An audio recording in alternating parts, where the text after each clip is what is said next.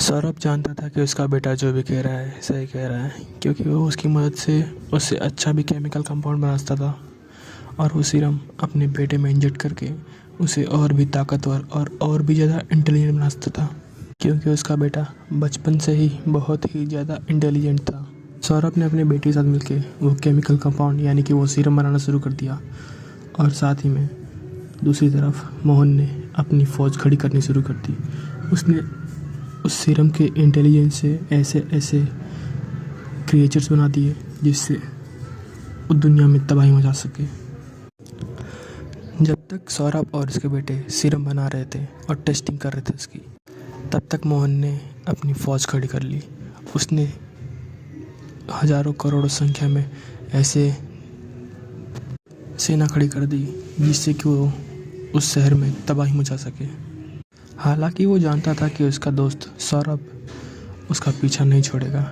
अगर वो तबाही मचाने आएगा तो वो उसको ज़रूर रोकने की कोशिश करेगा और वो जानता था कि उसका एक बेटा भी है, वो उसका सहारा लेके उसे रोकने चाहेगा।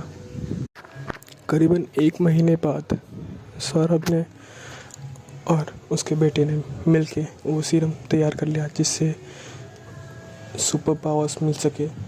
हालांकि ये सुपर पावर वाली सीरम उतना ज़्यादा काम नहीं करने वाले थे जितना वो सोच रहा था, उस पर टेस्टिंग अभी बाकी थी।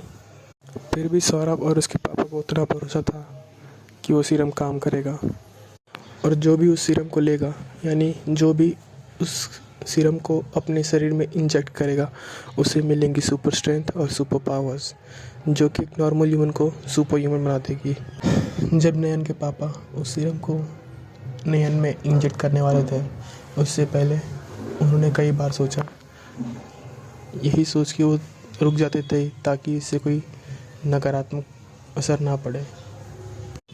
दूसरी तरफ मोहन ने अपने सेना को शहर में भेजना शुरू कर दिया था और वो हर तरफ तबाही मचाने लगे थे और जब चाहे तब वो आते और तबाही मचाते।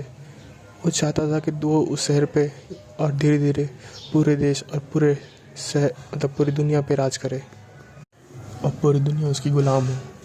एक दिन सौरभ जब अपने ऑफिस पहुंचा तो उसने देखा कि मोहन और उसके सेना शहर में तबाही मचा रहे थे, पर उसे डर था कि वो कहीं उसकी फैमिली को चोट ना पहुंचाए। इसलिए उसने बिना कुछ सोचे समझे अगले ही दिन उस सीरम जो सुपर स्ट्रेंथ और सुपर पावर्स वाली थी, उसने अपने बेटे के शरीर में इंजेक्ट कर दिया। उसके बाद जब हुआ, वो देख के तो एकदम से हैरान ही रह गया। जब उसने वो सीरम को नयन के शरीर में इंजेक्ट किया तो उसने देखा कि वैसा ही असर नयन को भी हो जैसा मोहन को हुआ था। नयन के शरीर में भी गर्मी बढ़ गई थी और उसके हर अंग से पसीने छूटने लगे थे। उसका शरीर काफ़ी हद तक बढ़ गया था और उसकी मसल भी काफ़ी ज़्यादा फूल गए थे।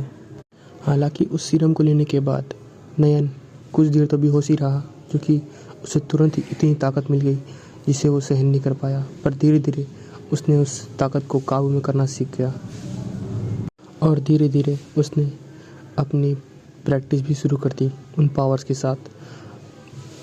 उस सीरम को लेने के बाद कई हद तक स्पीड मिल गई जिसे कोई इंसान देख भी ना सके। वो इतनी तेज़ दौड़ सकता था जिससे देखने वाला चौंक जाए।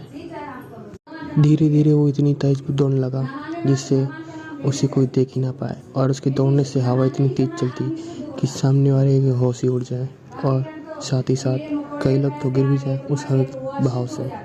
उसने अपनी प्रैक्टिस जारी रखी और फिर एक दिन आ गया जब वो तैयार था